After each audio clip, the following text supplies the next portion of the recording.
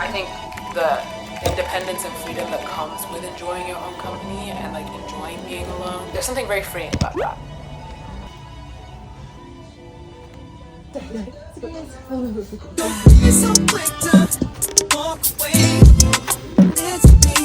Anyway, that's what my me day is going to consist of. But let's talk about how we even got there. Like, how did I get to a point where I actually enjoyed being alone? Hey guys, welcome to my channel. My name is Temi, or welcome back if you've been here before. I do fashion, beauty, lifestyle vlogs here on YouTube. I'm just gonna chat with you guys while I get ready for the day. So I haven't actually always enjoyed my own company. For majority of my life, I have always been surrounded by people, and the only times I would really be alone by choice was if I was studying and I was like blocking the whole world out and just like kind of zoning in. And even then, like through high school, like I studied with my best friend on FaceTime. Like we would spend 7 to 8 hours together at school to go to our separate homes and then to sit on FaceTime to do our calculus homework. Like, loved that. But my first tip is that it's definitely gonna be quite awkward at first if you haven't like done it before, or if you're not used to being alone with your thoughts and yourself and just like your own company. It's definitely gonna be awkward. I really struggled with this at first. Yeah, when I was alone, and this was during COVID too, so we really didn't have any options as to like, oh, going and seeing friends. So it was FaceTime, and I'm a FaceTime girl down. Like, I love FaceTime, so I really didn't care, like, in that respect. I just got to a point where I was like, I need to just like I just need to chill. So I had to be very intentional about not wanting to pick up the phone to FaceTime somebody, or like, even if I'm doing something that I like to do, and not FaceTiming someone just to be there for their company. I'm a quality time girl, so I feel like I love doing that. Like, that's kind of how I show my love. So that was actually very difficult for me, but I had to be very intentional about that because I recognized that I generally don't spend time alone. And that's an issue. At some point it becomes an issue, and I was at the point where it became an issue. This is kind of like a side tip. It's not really a tip, it's kind of just a statement. Once you learn how to be alone, you just feel a lot more independent, I think a bit more free, because you're not waiting for other people to co-sign an idea that you have, or to like validate something that you want to do. So like, say you're kind of just like in the mood to watch a movie on like a Friday night, you want to go like watch a new movie that's come out or something, you just want to chill, like whatever, and you ask your friends to like, so you ask your friends to join you, and maybe they have like other plans, or like they just don't want to watch that movie, like they're not really into that genre. It's very freeing to be like, okay, cool, like, but I'm still like okay, like you can't come, but like, you know that you're still gonna go because it's something you want to do, and you're not being held back by the fact that somebody else won't be with you. If that makes sense, like it just opens the door to so many things that you could be doing. Like, what? And I think it's easier too because you don't have to wait for anybody else's schedule to match up. Now, let's not get this twisted. This isn't a isolate yourself, it's you against the world, you don't need anybody. That's not what I'm saying here. Don't get it twisted. Don't hear what I'm not saying. Don't hear what I'm not saying. I think the independence and freedom that comes with enjoying your own company and like enjoying being alone, or being okay with being alone. Maybe you might not enjoy it, but like you're okay with it. There's something very freeing about that, right? I'm not saying that it's to be prioritized over time with other people. I'm not saying that at all, okay?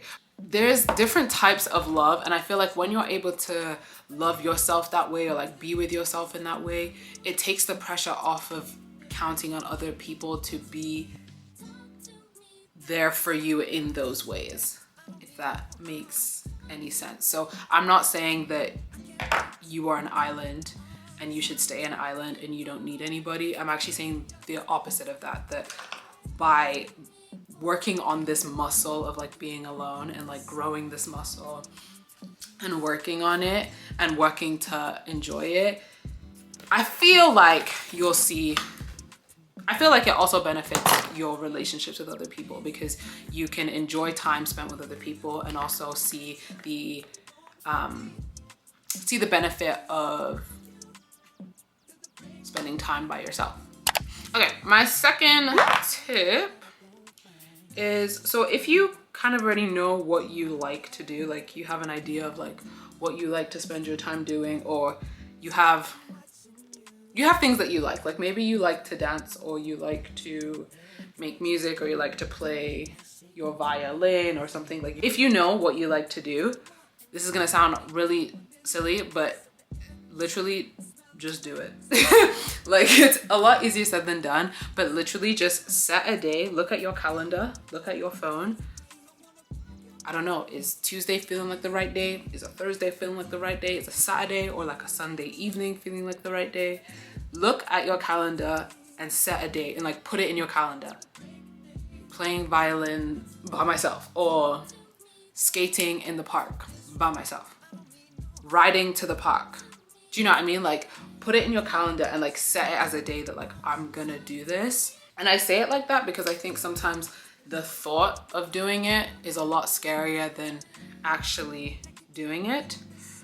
And it doesn't have to like be a whole day either. Like it could be an hour out of your day that, oh, you're just gonna go for a walk. It might be 30 minutes. Like you don't have to start with anything too crazy. You don't have to like go on a solo trip for 2 weeks, or like do anything that might be completely out of your comfort zone, but just start with something that you know that you genuinely enjoy, because then you have a common ground of like, okay, like at least I feel somewhat safe in this activity that I enjoy. The uncomfortable part of it is that, oh, you're gonna be alone. But being uncomfortable is not a bad thing. It's not a bad thing.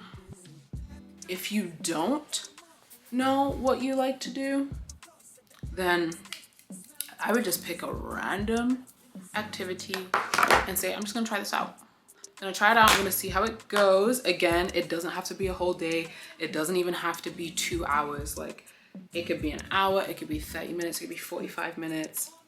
You're just gonna try it out and see how you feel. And if you don't like that activity, you can choose something else.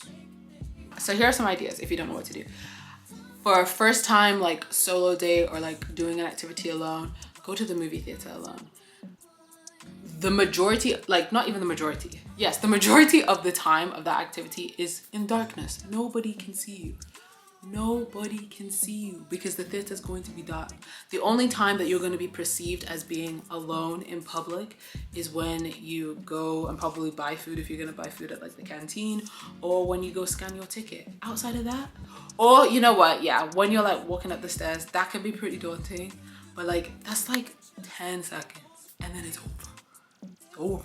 Completely over. It's completely fine. Okay, and then the rest of the time is darkness. You're just watching a movie. So I think a movie would be a good idea. The other idea I would have is like to go out and eat alone. I think dinner can be a bit,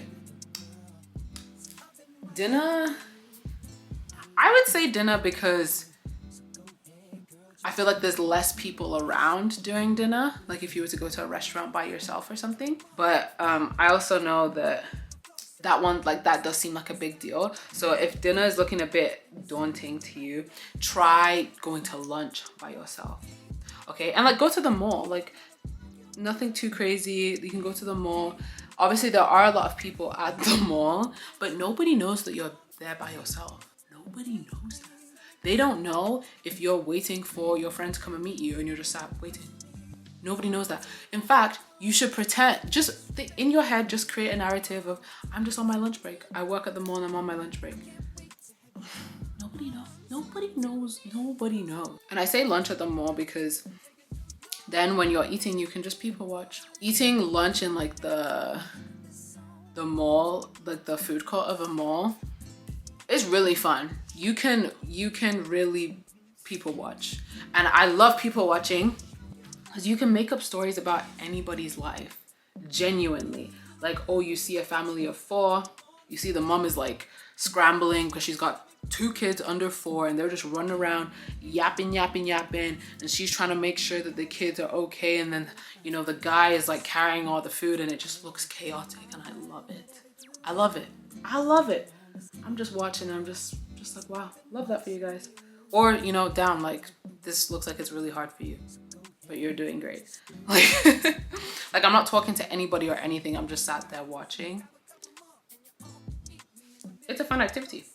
And I think it's pretty low stakes because honestly, like, a lot of people eat alone in the food court of a mall because people take their lunch breaks in the food court of a mall. The people that work at the mall sometimes eat their lunch in the food court. So you definitely wouldn't be the only person eating alone. Trust and believe. My whole point here is that you need to just do it. Like, you need to act on that desire. Okay, I want to enjoy my own company. Then you need to be in your own company. Like, you just need to do it. Okay, you just need to plan a day and then say, I'm gonna do it. And as scared as you might be, as daunting as it might be, you just need to go ahead. When I originally started just like hanging out by myself, I would go to the mall and be walking around the mall and I'd be so in my head like, oh my God, they think I'm such a, like, oh my God, they're looking at me like, why is she by herself? Nobody cares. Nobody cares. Genuinely, genuinely, I was in my head a lot more than people. Like, people are living their lives. Like, like don't, it's okay. If I can do this, like, if me can learn to love my own company, trust and believe you can too. Trust and believe, okay? Also, you don't have to go in public either. You really don't. If it's like, if you're not planning on going in public, then I think it's the mental hurdle of, I don't have anybody to bounce my thoughts off of or to distract me maybe from thoughts that I don't want to think about. And in that case, then you need to take a breath first of all. And I'll give you a disclaimer right now that, yeah, it's gonna feel real loud, real empty, because you're right, there is nobody there to distract you from your thoughts, and there is nobody there for you to just kind of yap, you know? So as I stated in the first point, that it's gonna feel awkward at first, and this will feel awkward, and it might feel like you actually might feel kind of bad in the sense of some of the things that you might be like trying to distract yourself from will come to the surface, and you're just gonna have to sit with it. Genuinely, that can be awkward, that can be like, I don't know, painful. It depends whatever emotions it is that you might have kind of pushed down a bit, but it's better to allow yourself to feel it than to run away from it, because you're actually kidding yourself. You're not running away from anything. The feeling is still there, it still exists. You're gonna have to come to terms with that at some point. So if that's the case, if it's not going in public and it's just like being by yourself, even like at home, then I would be prepared to feel your feelings a bit. Genuinely, like, be prepared to feel whatever it is that you've been running away from, and be okay with that. Like, that's okay as well. That's very, very fine. There's nothing wrong with that at all. If you're the journaling type, you should journal maybe your thoughts down, or like how you're feeling, or like how the experience went. So if you're like, okay, I'm gonna, I don't know, like watch a movie by myself at home, then maybe afterwards like debrief with yourself, like through like journaling, or you can sit down in a mirror and talk to yourself about it, or you can like send yourself a voice note or something, just so that you can process whatever it is that was happening there. And you can do that too if you go like out in public and you're spending time alone. That's a great way to debrief and like figure out, okay, like, did I like that? Did I not? How am I feeling about that in general? Okay, my third point, you should just romanticize everything. Genuinely. And I'm not saying that as a joke, like, I'm actually being very serious. Like, truly just romanticize all the little things that you do. Like, I enjoy going to coffee shops. That's not a big deal. A lot of people go to coffee shops, like it's really not that big of a deal. But I make it like a thing in my head that like, it's something that I love so much and it makes me so like I romanticize the activity to an extent. Like I'll take I'll take my laptop, and it just gives like a different vibe. Like it's like, okay, it's like sometimes it gives the vibe of mysterious girl in a coffee shop, what is she doing? If I'm like downtown or something, it gives like a downtown city girl vibe, like whatever that is. Like it just makes the activity fun and enjoyable for me. I would implore anybody to romanticize whatever activity it is. Even going to the gym, like make it a thing. Make it a thing. Like it doesn't mean that you change anything that you're doing. It's just the way that you're looking at it, right? Like, oh, I'm going to the gym, I'm gonna put my hair up in a way that I like, or maybe I'll put on a little makeup just because, or I'm gonna wear this matching set because I feel good in it. I'm gonna take my cute little water bottle with me. Just your romanticizing is just like loving all the little details of honestly something that is very mundane. Like it makes the experience, for me anyway, 10 times more enjoyable. And I feel like when you're really in it, you're not paying attention to what other people are saying or like maybe doing around you. So if you're really wrapped around the fact that like, oh, people can see me by myself in public, you're not really going to be paying too much attention to that when you're so wrapped up in the storyline that's in your head. And I know like you've probably heard this before, right? Like being the main character of your own life, and romanticizing your life definitely gives that vibe of like main character. In your life, you truly are the main character. Like you see everything from your own POV. So by default, you're the main character. What the heck? You're the protagonist. Like, come on. At the same time, in everybody else's life, they are the main character of their own lives. So you're just a side character. You're a support. You might not even be like a supporting character. You literally like are, in some people's lives, you're a supporting character. In some people's lives, you are an extra. As in, you're just somebody that walks by them on the street. And that's the hard and honest truth. And I say that because it's a reminder that you think people are caring about what you're doing, or maybe, judging what you're doing. Most people are minding their own damn business, or are too wrapped up in their own life, because remember, they are the main characters of their own life, to worry about what a supporting actor, actress is doing, or what an extra is doing, right? So it's a nice balance of like, I'm the main character and I'm also just an extra in some people's lives. Like there's balance. The last thing or tip, or I don't even know if it's a tip anymore, but the last thing I'll say, if you really don't like dead space, obviously like you're alone, so there's nobody to like have conversation with, headphones will be your best friend. Take music with you.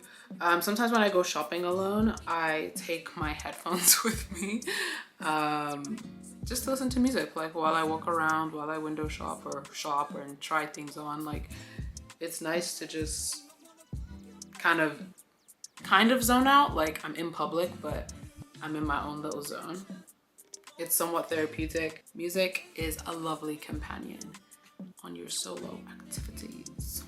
To wrap this conversation up, I would say that learning to love your own company and learning to just like love being alone seems very daunting. And to be fair, I think it is quite a long process, or it can be pretty up and down, just because sometimes there's just things that you have to unpack during the whole process, which can be either really easy or quite difficult. So yeah, but I think it's a process that is very worth it. Again, I think not only do you benefit from this skill, but everybody in your life kind of benefits from it as well. And it's just fun to be able to take yourself somewhere and genuinely enjoy the time that you spent there by yourself. I hope those tips were helpful in some way or another.